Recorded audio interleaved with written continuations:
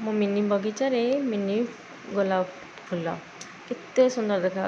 Hello everyone, नमस्कार, जय जगन्नाथ। आप समस्त केमती अच्छा आशा कर निश्चय भलरे थे। ये सका रोषेईवास करने प्रिपेरेसन करुँची। आज सतुला टे करी और कलरा आलू भाजी। आलू तो मिसेबी खाली सतुला सहित कलरा भाजी कहीं से मो पु कलरा खाऊनी। से छोट पिलाटा ना कौन कलरा खाइब से खाऊनी।